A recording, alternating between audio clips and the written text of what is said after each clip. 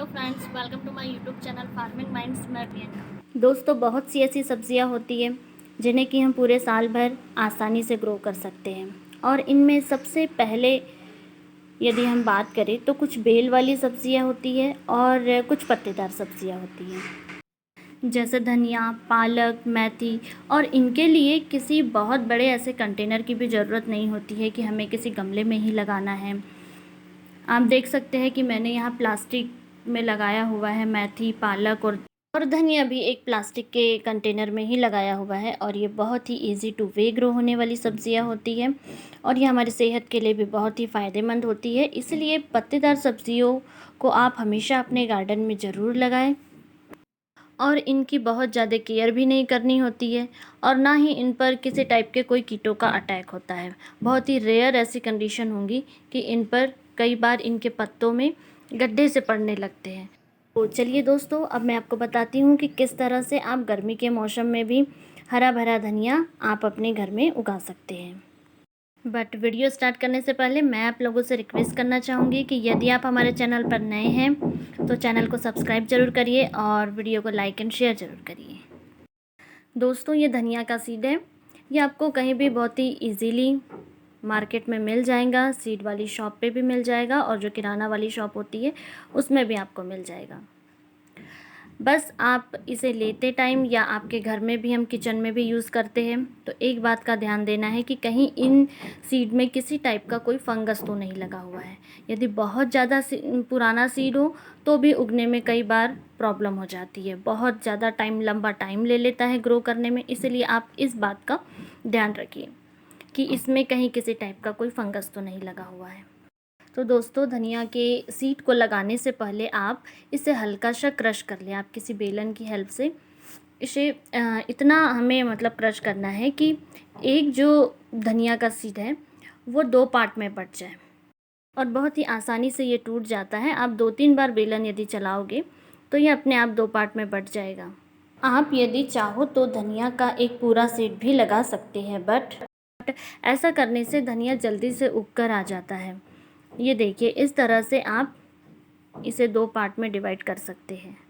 दोस्तों, जब भी आप धनिया को लगाएं तो किसी ऐसे कंटेनर को लें जिसकी की चौड़ाई ज़्यादा हो, गहराई कम हो तो भी कोई बात नहीं, क्योंकि 6 से 7 इंच यदि गहराई हो तो भी चलेगा।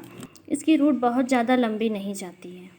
और यदि अब हम इसकी मिट्टी की बात करें तो आप इसे नॉर्मल सॉइल में भी लगा सकते हैं या हो सके तो आप इसमें गोबर की खाद ऐड कर दीजिए तो ज़्यादा अच्छा होगा। और जब भी आप सीड लगाएं तो उससे पहले मिट्टी में हल्का सा मॉइस्चर बनाए रखने के लिए आप पानी का स्प्रे कर सकते हैं। दोस्तों, यदि आप चाहो तो सीड को स्प्रिंकल भी कर सकते हैं, बट स्प्रिंकल करने से कई बार होता क्या है कि यदि बहुत ज़्यादा पास यदि सीड हो जाए तो सीड अच्छे से धनिया जो है वो ग्रोथ नहीं कर पाता है।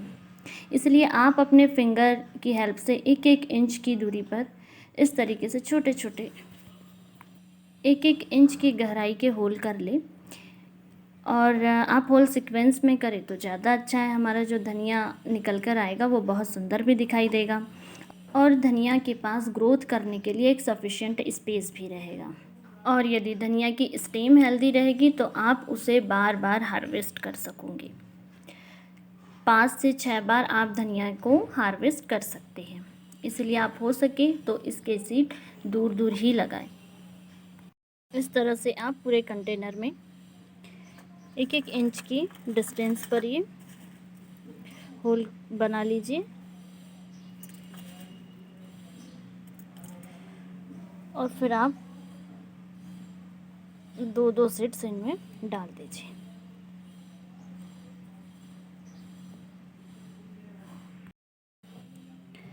अब ये हमने सीड डाल दिए। अब इसके बाद आप इसे हल्के से इस तरह से मिट्टी से कवर कर देना है हमें।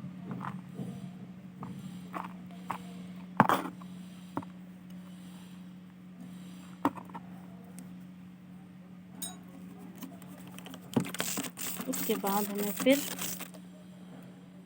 हल्का सा पानी का स्प्रे कर देना है ताकि इसमें मॉइस्चर बना रहे। और आप इस कंटेनर को किसी ऐसी जगह पर रखें जहाँ हल्की सनलाइट आ रही हो। डायरेक्ट सनलाइट में हमें इसे नहीं रखना है, क्योंकि अभी गर्मी का मौसम चल रहा है। 6 से 7 दिन में आपको धनिया निकलते हुए दिखाई देने लगेगा। और दोस्तों पानी आप दोनों टाइम इसे देना है, और यदि आप स्प्रे से दे तो ज़्यादा अच्छा है। यदि स्प्रे ना हो तो आप हल्के हाथों से इस पर पानी का छिड़काव करिए। और दोस्तों ये जो अब मैं धनिया आपको दिखा रही हूँ, ये पूरे 1 महीने बाद का रिज़ल्ट है।